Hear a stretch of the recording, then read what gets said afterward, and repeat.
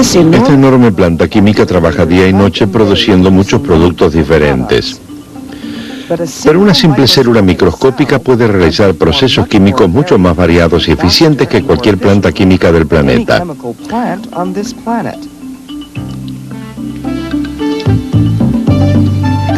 La química de la vida. ¿Cómo hacen las células para realizar procesos químicos que hacen posible la vida? ¿Cuál es el secreto?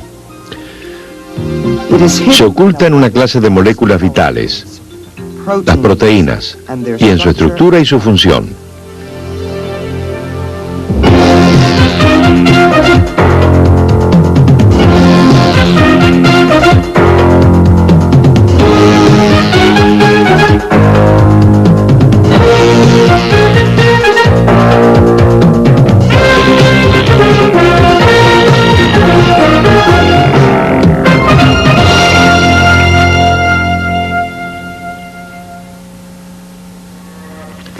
Se han criado ovejas desde la edad de piedra, no solo por su carne y leche, sino principalmente por su lana, la primera fibra natural a partir de la cual los humanos fabricaron telas. La lana es el vellón de la oveja, y las fibras de lana están compuestas de moléculas denominadas proteínas.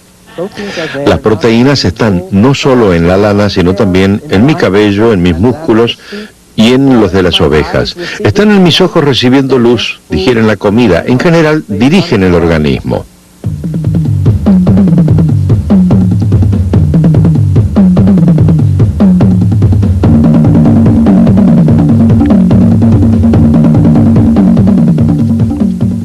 A pesar de su diversidad, toda la vida en nuestro planeta tiene una cosa en común: compuestos de carbono y, lo más importante, moléculas de proteínas.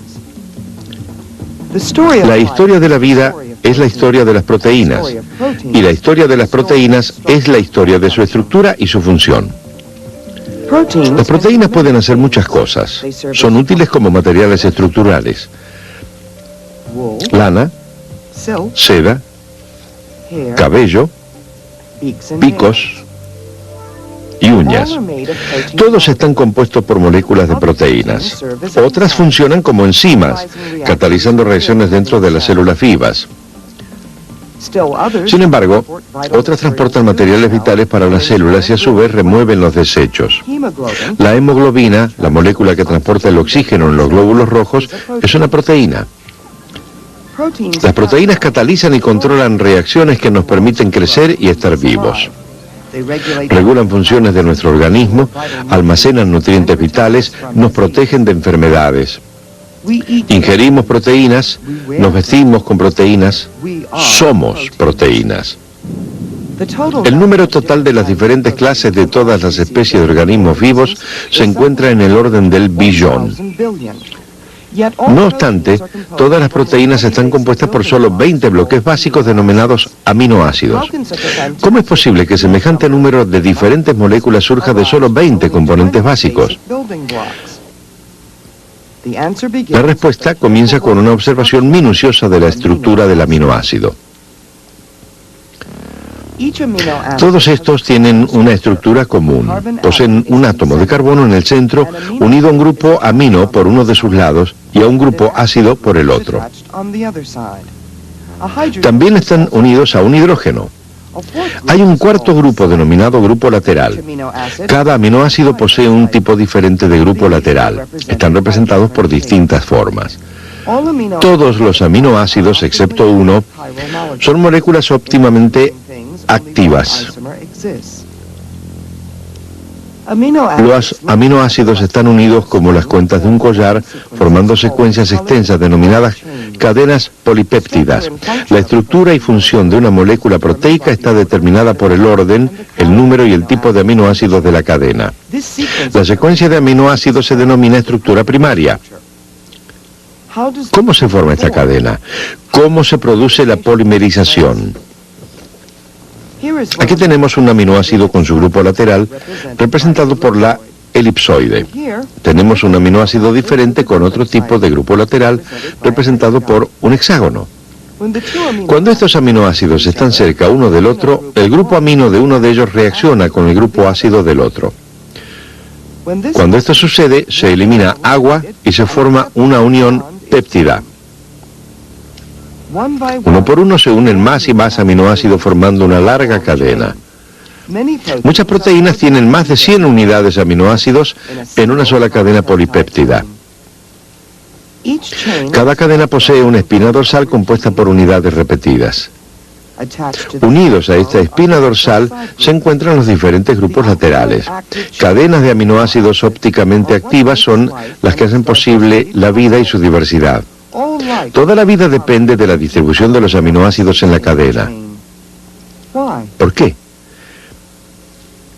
En la historia de la estructura proteica, la cadena es solo el punto de partida. En realidad, la mayoría de las cadenas están desviadas y arrolladas. ¿A qué se debe este arrollamiento? A los puentes de hidrógeno.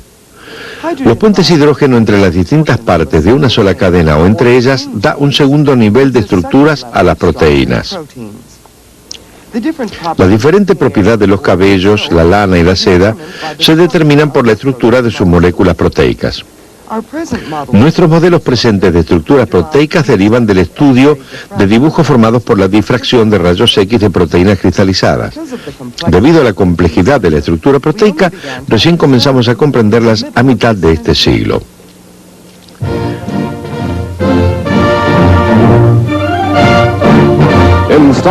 En Estocolmo, Suecia, los codiciados premios Nobel. En la especialidad química fue galardonado el doctor Linus Pauling del Instituto Tecnológico de California. Uno de los pasos claves para revelar el misterio de los puentes de hidrógeno en la estructura proteica significó para Linus Pauling un resfrío y un premio Nobel. 1988. Pauling vive en la región del Big Sur, en el norte de California. Su hábitat es su oficina. Pasa gran parte del día sentado en un escritorio trabajando en un nuevo interés de investigación, los metales. Al comienzo de su carrera, Pauling tenía otro interés, la estructura de las moléculas proteicas. En ese momento había varias teorías en conflicto. Pauling y sus colegas creían que el primer nivel de la estructura proteica era la cadena polipéptida. Entonces formularon una pregunta fundamental. ¿Cómo se cierra la cadena? No podíamos responder esa pregunta, pero decíamos que quizás estaba unida por medio de los puentes de hidrógeno. Concluimos en que existen cadenas polipéptidas en las proteínas que se enrollan y desenrollan y que están enrolladas en una configuración bien definida con diferentes partes unidas por puentes de hidrógeno. Si estas cadenas estuvieran extendidas, superarían el largo del diámetro de la molécula. En 1937 pasé buena parte del verano trabajando con lo que suponía que serían los modelos de cadenas polipéptidas por la forma en que están enrolladas. Quería enrollarla de modo que se formaran puentes de hidrógeno. No tuve éxito. El hecho es que creía que había algo sobre las proteínas que quizá no sabía.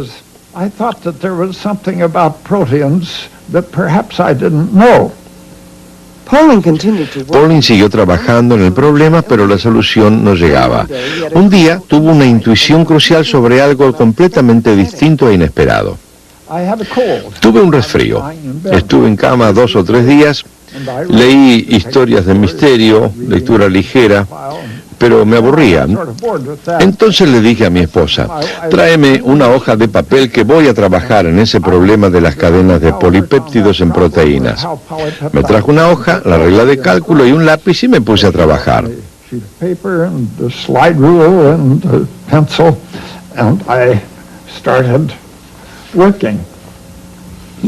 Usando los conocimientos obtenidos por años de construcción de modelos, dibujó la columna vertebral de una cadena polipéptida en un trozo de papel. Se le ocurrió tratar de enrollar el papel para ver cómo podrían formarse puentes de hidrógeno a lo largo de la cadena polipéptida.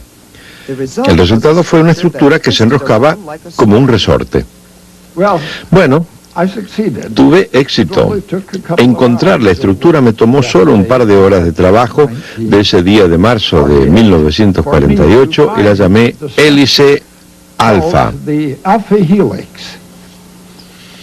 La intuición de Pauling fue un gran paso hacia la comprensión de la estructura de las proteínas y del papel de los puentes hidrógeno en el segundo nivel de la estructura proteica. Debido a ese trabajo fue galardonado con el Premio Nobel en 1954.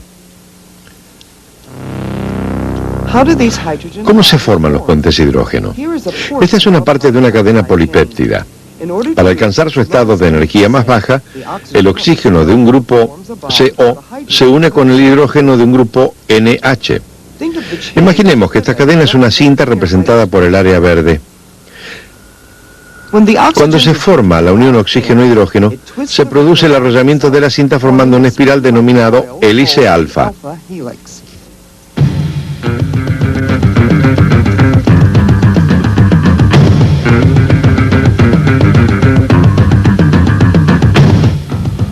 El cabello humano es un ejemplo de la estructura hélice alfa. ¿Qué es la permanente? Es darle a las proteínas una nueva forma.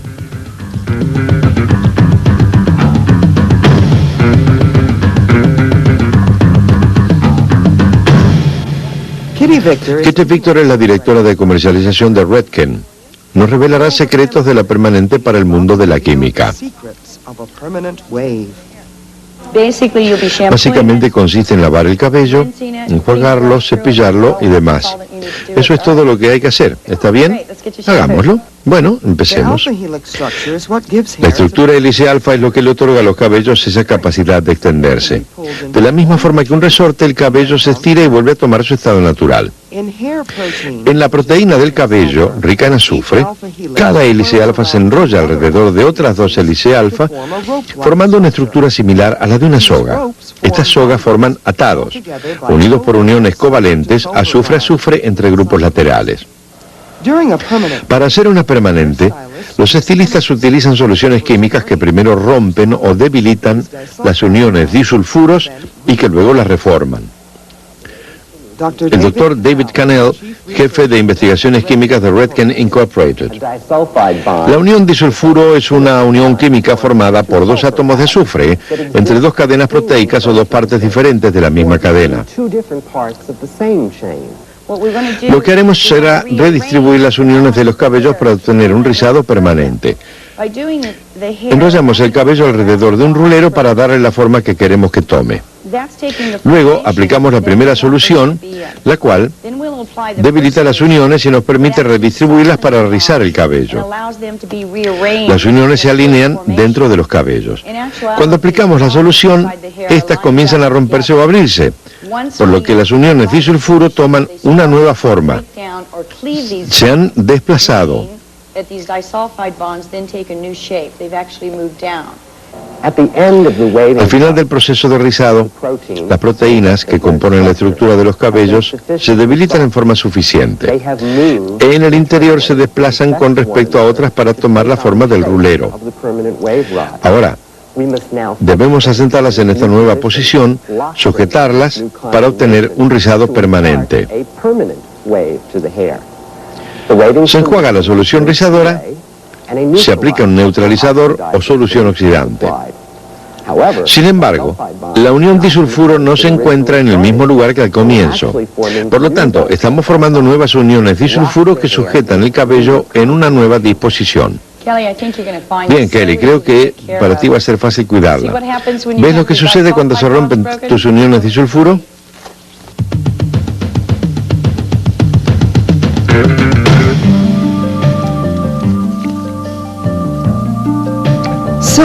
La seda es otro ejemplo de otro tipo de estructura formada por puentes hidrógenos, lámina beta. Las raras y preciadas propiedades de la seda están determinadas por la estructura de su proteína. Es la causa de la inusual resistencia y flexibilidad de la seda y de su único defecto. En forma contraria al cabello, la seda no es extensible. En la seda, la estructura lámina beta está formada por puentes hidrógeno entre cadenas polipéptidas. El proceso comienza con una sola cadena. Al acercarse otra cadena a la primera, se forma un gran número de puentes hidrógeno entre ambas, sujetándolas con fuerza. Esta es la causa de la resistencia de la seda. Al unirse más y más cadenas de la estructura lámina beta, se hace más resistente y más flexible. Se trata de una estructura muy resistente, pero está extendida y no puede estirarse más sin romperse. Por el contrario, la hélice alfa de las fibras, tales como el cabello humano y la lana ovina, permiten que la proteína se extienda con facilidad y luego se vuelva a contraer.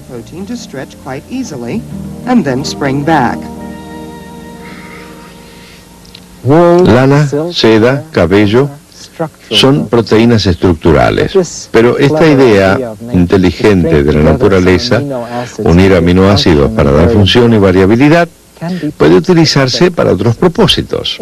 En realidad, la aplicación más importante de proteínas como residentes químicos en la célula es producir una variedad increíble de reacciones químicas muy específicas en una forma muy eficiente.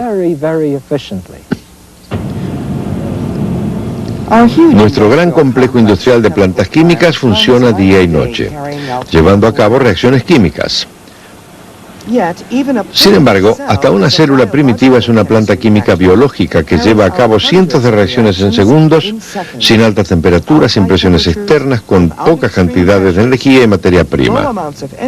Una célula puede producir un conjunto de compuestos puros muy complejos, cada uno diseñado a la perfección por una función específica. ¿Cómo lo hacen? Mediante el uso de enzimas. Las moléculas proteicas que actúan como enzimas se encuentran entre las creaciones químicas más complejas e importantes de la naturaleza. Una de las herramientas que ha incrementado nuestro conocimiento sobre la estructura enzimática no se descubrió en una mesa de laboratorio, sino en un escritorio, en una computadora. Richard Feldman está a cargo del Departamento de Gráficos Moleculares del Instituto Nacional de Salud. Ha dedicado gran parte de su carrera a construir por computadora modelos precisos de moléculas enzimáticas y otras proteínas basados en datos cristalográficos de rayos X. Las proteínas tienen una estructura exquisita. Si cambiamos incluso uno o dos átomos de una proteína, no funcionará como debería. Entonces, queremos conocer y entender la estructura de la proteína. Queremos saber cómo se relacionan los átomos. Y creemos que una vez que comprendamos esto, sabremos mucho más sobre cómo corregir las moléculas que no funcionan bien o cómo diseñar nuevas moléculas. Aquí tenemos un gráfico computarizado de una pequeña hormona polipéptida, el glucagón, que interviene en el metabolismo del azúcar. Una ventaja de los gráficos es que los hidrógenos, por lo tanto los grupos laterales, pueden seccionarse para que podamos ver los átomos de la columna polipéptida. Este segundo nivel de estructura del compuesto es una hélice alfa. Bueno, el glucagón es solo una hélice.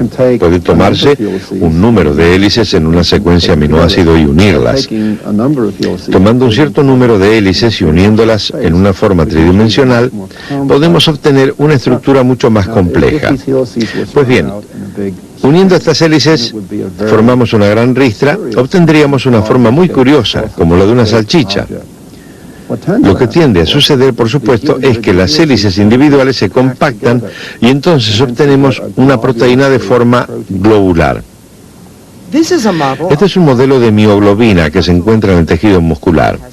Tiene varias secciones de hélices alfa enrolladas que dan lugar a un tercer nivel de estructura proteica, forma globular compacta. A partir de un dibujo como este podemos obtener un poco de información general sobre la naturaleza globular compacta de la proteína. En el caso de esta proteína solo hay hélices. En los otros que veremos habrá una combinación de hélices y láminas beta. Y parece que estas dos formas componen la mayoría de las proteínas que vimos hoy. Esta, la flavoproteína, una enzima que se encuentra en las bacterias atraídas por el nitrógeno, posee secciones de hélices alfa y láminas beta. En esta estructura terciaria, las láminas beta forman una pared rodeada por las hélices. Resultó que al observar una variedad de diferentes proteínas, cada una tenía una forma particular de enrollarse. Muchas de ellas eran diferentes. Algunas se enrollaban desde el comienzo hasta el final. Otras se enrollaban desde la mitad hacia ambos extremos. Otras, primero una rama y luego otra. Hay toda una variedad de formas diferentes en que se enrollan las proteínas. Pero observar de algún modo a cada una de ellas nos ayuda a conocer al menos la forma más probable en que se enrollan. Antes que se produzca el enrollamiento, las secciones de la cadena polipéptida ya han formado hélices alfa dibujadas en verde. Las partes azules no helicoidales de la cadena se unirán y formarán la estructura lámina beta. En forma gradual la cadena se enrolla y llega a una forma globular. Esta forma se estabiliza luego mediante varios tipos de uniones diferentes, algunas covalentes, otras iónicas. Estas estructuras de las enzimas dirigen la reactividad química de la célula. En una célula hay muchas reacciones químicas que deben ocurrir y sin la intervención de otro factor externo, estas reacciones serían lentas, pues las pequeñas moléculas orgánicas se encuentran vagando por allí, ocasionalmente chocando unas con otras. Para hacer trabajar una célula, debemos hacer que estas reacciones se produzcan a una velocidad estable y más rápida. Por eso usamos enzimas para producir reacciones químicas específicas y rápidas. Si usted entiende cómo un barco atraca en un dock, entenderá también cómo se produce esta enzima. Esta forma representa la estructura de un punto activo de la enzima o dock. Y este es un modelo de una molécula óptimamente activa sobre la cual actuará la enzima. Se comporta como un extraño barco que llega a un dique. Podrá entrar solo un isómero óptico. La enzima y la molécula se atraen recíprocamente. Pero la molécula solo podrá ingresar a la enzima de una manera, de modo que cada forma del bote encaje en el espacio adecuado en el dique de la enzima. Pero cuando la molécula encuentra su lugar en la enzima, algo interesante comienza a suceder. Debido a la forma en que están distribuidos los átomos en puntos particulares de la enzima, una de las uniones se estira y se debilita. Ingresa un nuevo grupo y se une al átomo central, lo que provoca que la unión debilitada se rompa. Se ha formado una nueva molécula que pertenece a la misma familia óptica. El punto activo de la proteína está formado por partes de la secuencia aminoácida a lo largo de la cadena péptida, unida en 3 dimensiones. Entonces no hay solo una pieza importante en una cadena polipéptida. Todos los aminoácidos de la cadena son importantes y la estructura es importante porque une todos estos diferentes aminoácidos y los coloca en puntos muy específicos en 3 dimensiones para controlar los fenómenos químicos que se producen. Y esa es la relación entre la estructura de la proteína, las figuras secundarias, es decir, la hélice y las láminas beta, los aminoácidos que las componen, porque están proyectados en los puntos activos y son los que hacen que la enzima trabaje en forma específica y rápida.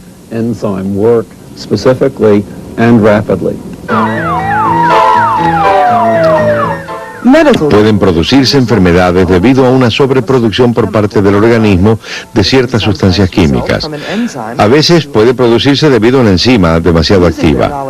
Usando los conocimientos sobre la estructura proteica, los científicos desarrollaron una nueva generación de medicamentos que bloquean la acción de las enzimas. Los ataques cardíacos son la causa de muerte número 1 en Estados Unidos. La presión sanguínea es un factor que contribuye a los ataques cardíacos y en algunos casos es causada por la actividad de una enzima. La renina es una enzima involucrada en la producción del vasoconstrictor más poderoso del organismo. En épocas de frío, la constricción de los vasos sanguíneos ayuda a conservar el calor del organismo. Pero hay personas que producen demasiada renina con mucha frecuencia, lo que provoca la constricción permanente de los vasos sanguíneos.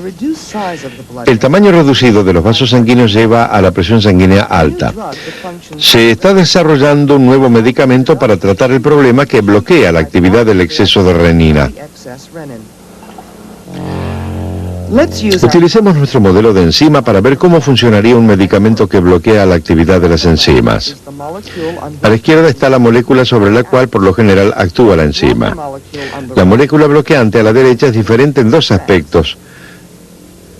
El bloqueante atraca y forma una fuerte unión covalente con la enzima. Como no hay un mecanismo para romper esta unión, la enzima bloqueada ya no puede producir la molécula que hace aumentar la presión sanguínea. Queda claro que cuando las proteínas no funcionan bien, provocan enfermedades, y que la base de la mayoría de nuestras enfermedades es una molécula o varias que no funcionan como tendrían que hacerlo y que debemos hallar razones atómicas detalladas de por qué no funcionan como deberían.